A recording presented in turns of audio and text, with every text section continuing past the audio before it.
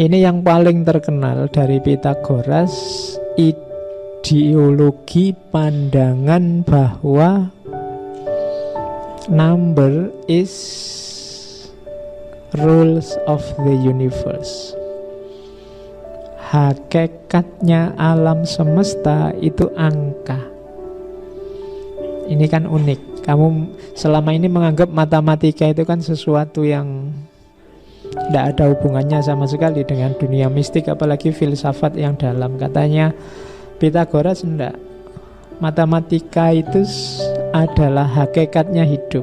Alam semesta ini oleh Allah diciptakan dengan rumus-rumus yang pasti. Kalau hari ini mungkin kita menyebutnya sunnatullah. Dan dasarnya sunnatullah itu harmoni. Harmoni itu pasti matematika.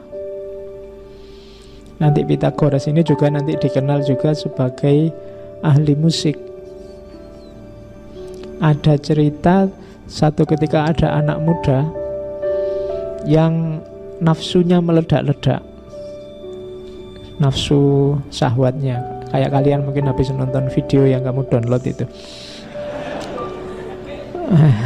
Iya. Terus anak muda ini didekati oleh Pythagoras. Terus Pythagoras bernyanyi. Jadi mendengarkan lagunya Pythagoras itu nafsunya langsung turun. Ya, boleh kamu coba. Ya, nanti kalau ada temanmu lagi bernafsu kamu nyanyi, nanti kan nafsunya hilang ganti marah. Oke.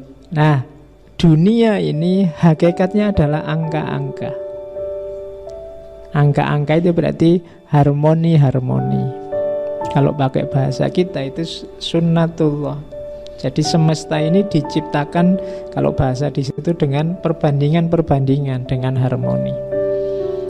Ada panas, ada dingin, ada, itu kan harmoni-harmoni. Ini kan kalkulasi-kalkulasi matematis. Musik kan juga begitu, notasi-notasinya harmonis. Jadi hakikatnya alam justru harmonis. Allah itu membuat sunnatullah untuk dunia ini biar seimbang, harmonis. Dan ngomong harmoni itu kan ngomong hitungan-hitungan, perbandingan-perbandingan. Begitu harmonimu kacau, kalau manusia secara fisik mungkin dia sakit. Kalau alam ya mungkin kadang ada bencana, kadang ada itu.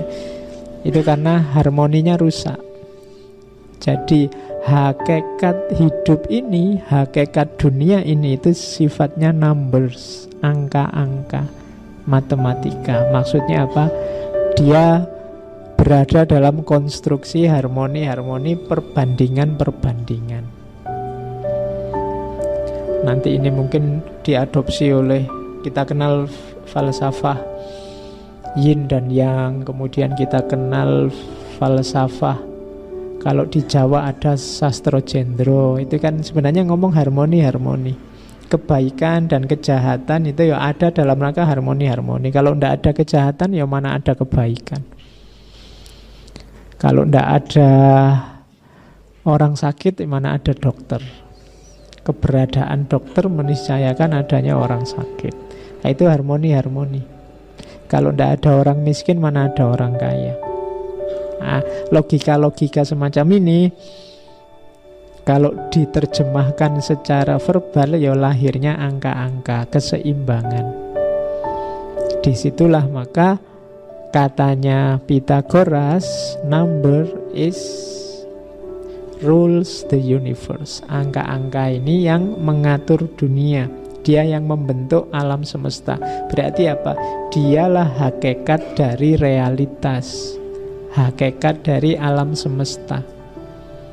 Tidak ada satupun hal, makna keduanya, yang tidak bisa dikenai angka-angka. Laptop ini jumlahnya berapa? Kamu akan menyebutnya angka. Lebarnya berapa, panjangnya berapa, dan seterusnya. Kamu marah berapa lama, sejak kapan, mulainya jam berapa, selalu angka-angka. apapun, tidak ada yang tidak bisa dikenai kaidah angka-angka. Maka hakikat segala sesuatu kalau versinya Pythagoras ada di angka-angka. Oke, ini pandangan yang paling terkenal. Agak aneh mungkin karena selama ini kita anggap matematika itu ya logika biasa di luar dunia mistik. Tapi Pythagoras mampu menyambungkannya. Jadi ternyata angka itu sakral.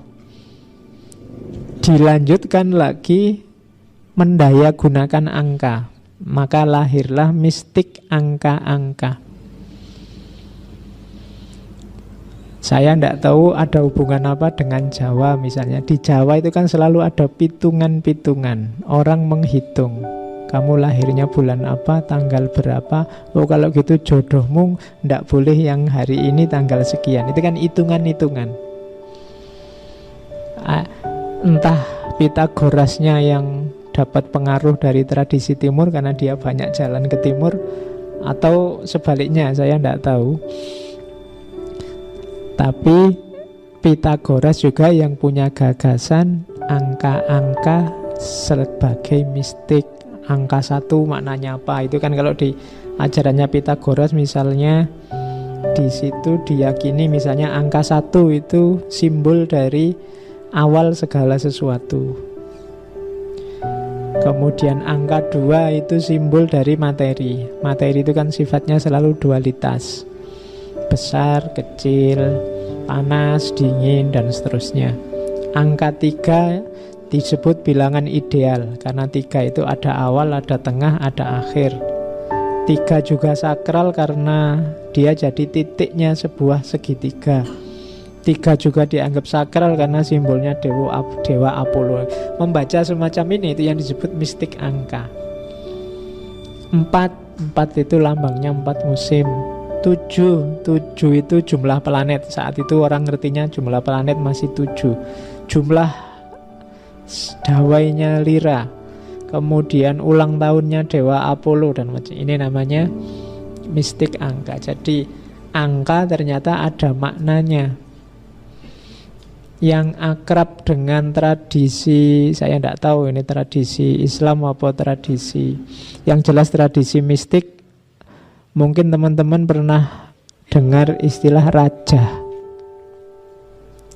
Raja itu kan tulisannya angka-angka. Kadang 4, ada kotak, terus 4, 3, 2, 1, pokoknya dijajar-jajar gitu. Terus kadang ditulis, terus dilipat.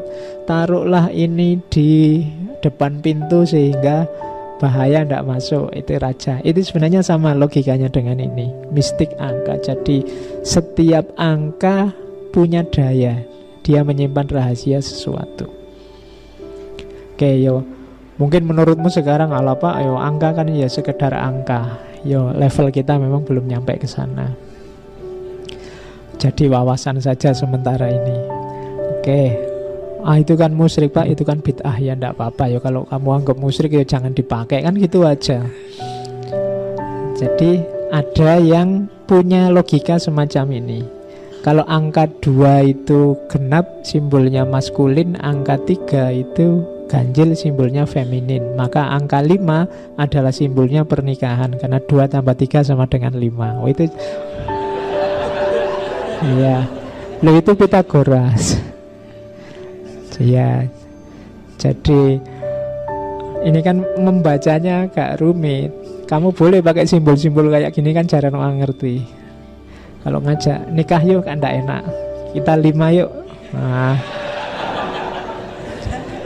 selama ini kan 2 atau 3. Sekarang kita jadi 5 yuk. Itu namanya mistik angka.